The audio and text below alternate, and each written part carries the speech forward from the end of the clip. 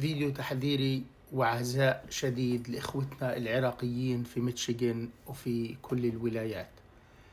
هذا الفيديو أول حاجة، هذا الشخص اسمه حسين، عراقي صاحب محل ذهب. أجوا عليه ناس على البيت، رنوا على البيت بيقولوا إنهم من شركة الكهرباء، من شركة الغاز. وهذه صورة المشتبه به، مش عارفين هذا هو أو لا، ولكن هذا اللي كان محطوط على أخبار. اي كلام من اللي بحكي انا احط السورس تبعه. فبقول لك دخلهم معه، ماشي، فتح لهم الرجال حسين ودخلوا معه وداهم على البيزمنت عشان يشوفوا التسريب تبع الغاز من وين. وهناك عملوا عملتهم واخذوا حياته.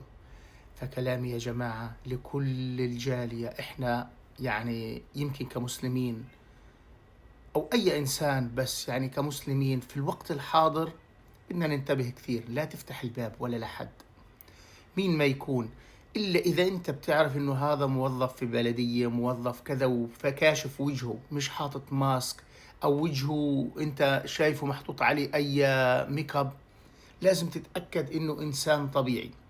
أو اتصل على البوليس وريح حالك. البوليس بيجي في دقيقتين، قول لهم والله في ناس على الباب وأنا شاكك إنهم مش من شركة الكهرباء، لأنه أنا ما اتصلتش. شاكك إنهم من شركة الغاز، أنا ما اتصلتش، أو من أي شركة أو من أي خدمات. قول لهم أنا حابب تكون البوليس موجودة عشان أفتح لهم. حاجة بسيطة، بتيجي البوليس وبتتفهم الموضوع، وإشي بسيط جدا عندهم، بس فتحة الباب فيها حياتك.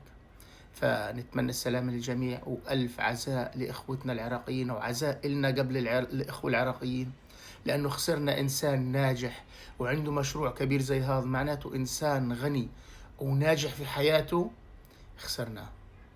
أتمنى السلام للجميع والنجاح لكل إخوتنا.